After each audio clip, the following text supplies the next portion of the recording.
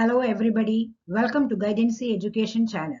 We will see the topic that is discussed in this video. We are continuing class 11 physics, thermodynamics. In this video, we are going to discuss isothermal process. We will derive an equation for work done in isothermal process. Change in internal energy in isothermal process.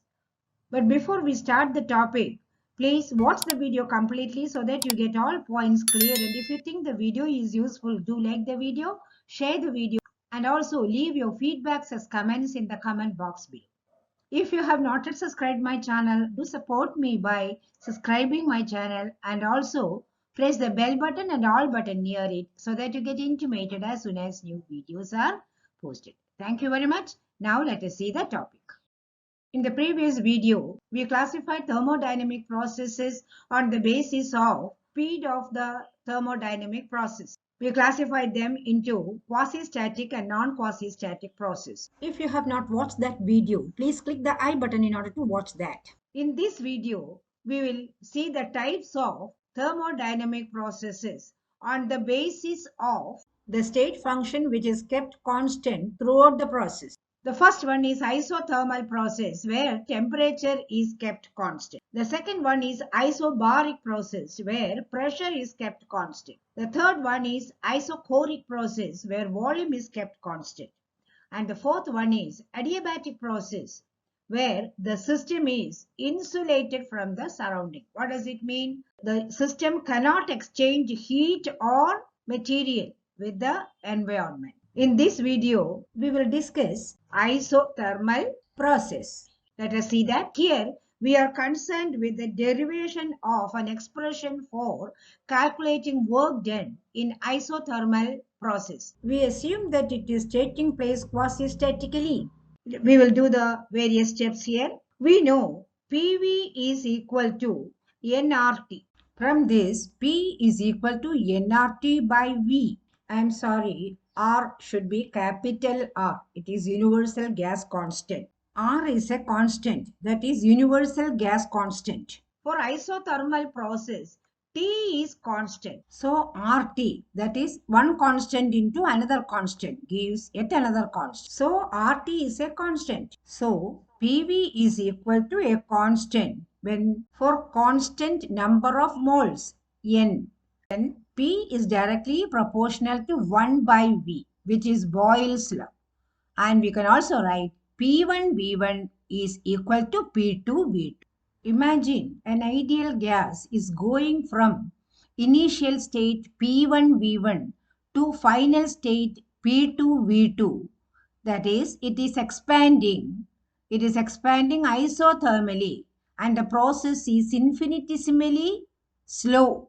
That is quasi-static process. Expansion work is done. That is, the system is doing work on the surrounding. At each stage, if we consider pressure is almost constant, that is P1 is almost equal to P2, then V1 changes to V2 and the change will be infinitesimally small, that is almost equal to 0. It is because the process is so slow. dV is the expansion taking place during that stage. Let it be. Anyway, dV is not equal to 0. There is some expansion. So, some amount of work is done. The small amount of work done, dW, is equal to P delta V. For the first step, dW1 is equal to P delta V1, where V1 is the expansion during the first stage. This experiment was discussed in the previous video. If you have any doubt, please watch that video. dW for stage 2, that is dW2 is equal to PdV2, where V2 is the difference in volume, that is expansion during stage 2. Similarly, work done for stage 3, that is dW3 is equal to PdV3, where V3 is the expansion or the difference in volume during stage 3. We consider one more stage, dW4, that is the work done during stage 4, will be PdV4.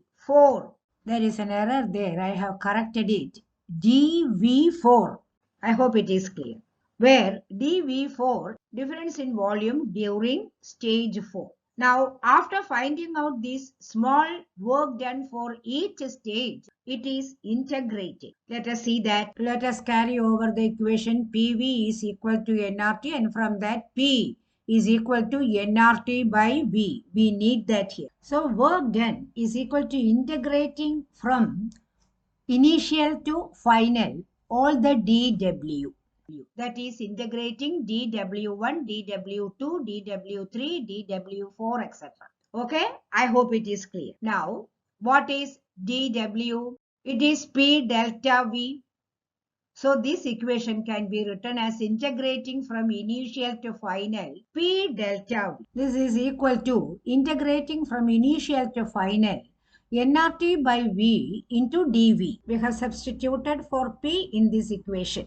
Let me repeat, nRT by V is equal to P, then dV.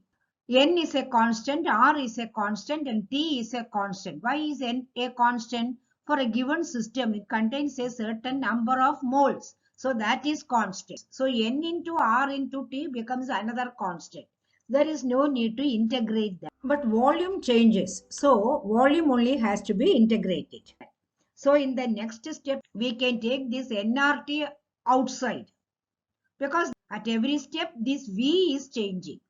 So that has to be integrated. So nRT integrating from initial to final dV, this dV by V. When this is integrated, we get nRT natural log V final by V initial. That is a step in integration. I will explain that small step. nRT integrating dV by V from initial to final. When we integrate this portion, that will be equal to integrating 1 by V dV. dV by V can be split and written as 1 by V dV. Limit initial to final is equal to natural log V from initial to final. Why it is so? Because we have the formula integrating 1 by x dx limit 1 to 2 is equal to natural log x from 1 to 2. Here 1 is the initial value and 2 is the final value. We are talking about dV. This will be equal to nRT. That is, we are including this quantity also, equal to nRT natural log V initial to final, which will become nRT natural log V final minus natural log V initial. The natural log can be taken out, it is common, and this portion can be written as nRT natural log V final divided by V initial. Okay, I hope it is clear. Now we'll continue with the video. I included this video because initially I thought you might know this and there is no need to include this portion. But later I changed my mind because I wanted to help those who might find it a little bit tough. Okay? I hope you are benefited by this. We have to convert this natural log into log. Natural log is equal to 2.3026 log. So total work done is equal to 2.3026 into nRT log V final by V initial. This is for isothermal process. V final is a bigger value than V initial. Therefore, V final by V initial will have some value. It will be more than 0. Now we have derived an equation for calculating work done in isothermal process. Now let us see a few features of isothermal process. For an ideal gas, delta U, that is change in internal energy, depends only on temperature.